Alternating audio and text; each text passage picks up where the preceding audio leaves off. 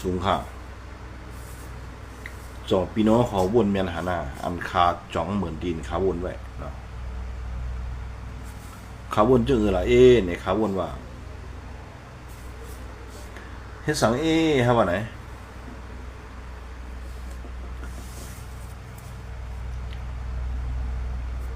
มาเนี่ยหนึ่งว่าเนี่ยเขาใกล้อุบกันอ่ะใกล้ห้องกับอุบนะกับอุบดีก็มาอุบดีเก้งตุงว่าก็มาอุบดีปางสร้างว่าก็มากับอุบดีเมืองเข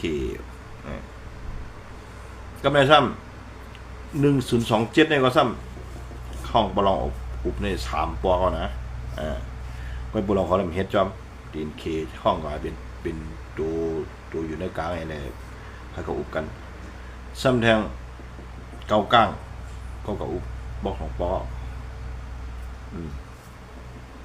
กำนันทำห้อมเดี๋ยวมาบอกนี่ว่าเฮ็ดสังไตเขาได้บ่ทำด้วยคำบ่นำอุบอันไหนมันมี2 รอง 2 ตัง3 รอง 3 ตัง1ข้าได้มาทัดสังด้วยนะเขาวนไปวนเขาไว้นะมันเกี่ยวกับเปิ้น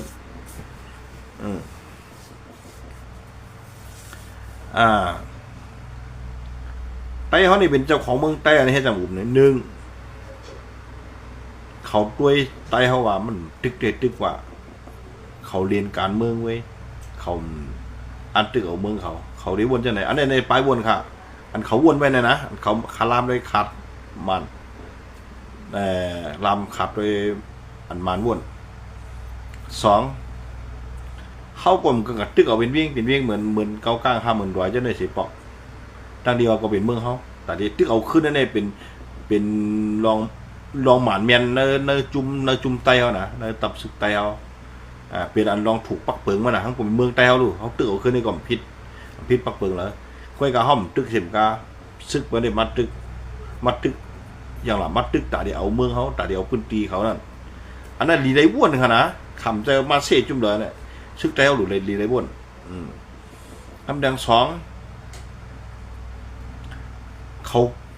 ขาหู้หลอกลายไตอันใดลูกพื้นเขานั่นเขาหู้อะไรเขาวนเมียนหันหือว่าไตเขาเนี่ยมันตึกกันได้ก็มันกว้างแล้วเนี่ยเขาได้วนจังไหน2 3จำได้ว่าพอเขาเอาอุบเมื่อไรก็เขาตึกอุบแต่เฉอัมบาชุ่มโคเขียวก็ย้ำกว่านี่วิโตเมื่อมันยึดอำนาจได้ก็ย้ำกว่าปั่นแห้งเจอเจอชึกก็กว่าลายปอกขึ้นบางกลุ่มจำเขาเนี่ยอันนี้คำจะเชื่อตั้งหลักตั้งหองตั้งจานคาริมาชับเรียงนี่ว่ามันเปลี่ยนสังอะไรมาหนุ่มห้องอุบได้เหตุพอกห้องกับอุบได้เขาแต่ว่าก้อยกับอุบลองการเมืองว่าอันตุกย้อนมาจากไหนในอันตุกย้อนอันไหนนี่มันอย่างโปรลองเขาว่าเขาก้าวเนี่ยเขาอุบเนี่ยเขาไล่นาทีเขาตึ้งตั้งของเขาอุบไปเอาในสมอุบหลายตึกเขาตรงตั้งไอ้เขตตัวกับไอ้มันตึกเตะเลยเป็นหูใส่หู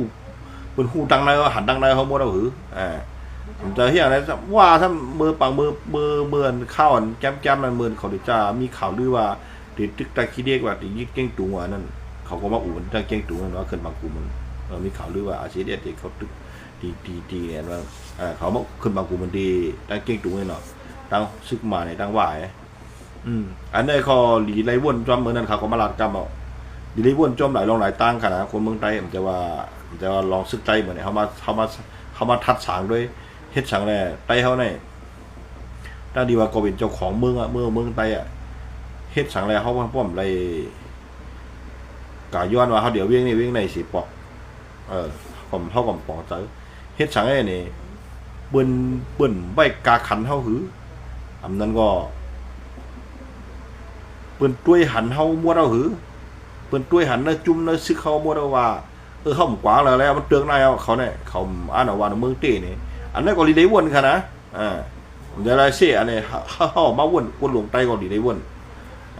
อันนั้นก็3เมื่อนี้ว่าเขาจะนี่ก็เตือนกันได้ไงคำกว้างแล้วเพราะเขาอุบาก็เย่าหมดอ่ะหัวบาเลยในจุ่มกองกาเนี่ยมันจำอยู่เพื่อนในเมืองไตเนี่ยเดี๋ยววันอายุวันเมื่อในโกวนป่องหันยี่ว่า1027เขาตึกมากกว่าเอาคนเมืองตุกข้าวคนเมืองปลายตายจะได้ตั้งนำหน่อตั้งลาเชียวตั้งปอดหองเนี่ยกำลืมแล้วก็ เขาข้างก็เลยถอยไปป้วนเขาก็ตายปากตายอย่าเอาคนมันตายไปละลายลองได้ครับป้วนบอกว่า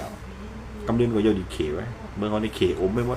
มานย่อมเรียกกูมิวฮะในเมืองไทยเขาเนี่ยเดี๋ยวเอาหอพิษหอพ้อยหอเสียงหอยังย่อมเรียกมันเขนะคือเขาได้ไล่ขึ้นอาณาอำนาจของเขามากขึ้นนั่น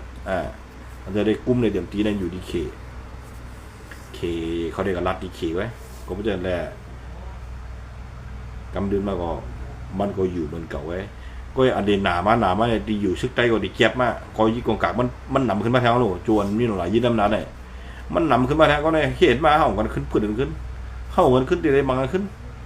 จุ่มเจ้าคืออันนี้มันดีเสิร์ฟแค่ละยู่จุ่มในเอาอะไรก็ได้ปั่นเมื่อในพวกมันตึกกันได้พวกมันตึกเลยเวียงนี่ก็ได้ปั่นเมื่อในแทงก็ได้ปั่นเมื่อก็ได้โยกเมื่อกันได้นี่มันได้ชอบเนี่ยมาเดินแทงอินเข้ากันได้ขึ้นตึกกันขึ้นเมืองใต้ไปจางกัดเย็นครับพอด้วยแหลมอยู่ขัดตื้นตีหนาดิเตี้ยมันมีกัดเย็นยังไงบนน้องเมืองเขามัดเอาบลามาลูมาซ้ำมันเลยได้มัดจอยได้นะปล่อยวันนั้นได้มันเย้าดีเขมาแล้วเมืองเขาเนี่ยคำเรียนก็เย้าดีเขมีดบ้วยเขาขี่มีดว่าแล้วก็ไล่ปันอะป้อมปันก็เขว่าเขจอยหมักกองทิ้งจำจอยมาที่บ้านก็มันก็ขวางอะไรมันก็ไกวไงมันหีเรือล่ะมันใจดังกาเฮาอะไรได้หรือมันเนี่ยถ้าก็ยำหลัดแต่เสียว่าตึกก็สักวันหนึ่งยันกูนะพ่อมันเฉยๆตาบมันได้เขียวกับอาชุบไรว่าเหมือนนั้นมานะก็อย่างนั้นผ่าเรื่องเบื้องเขาไปกัดเย็ดง่ายไปบวนค่ะนะไปกัดเย็ดง่าย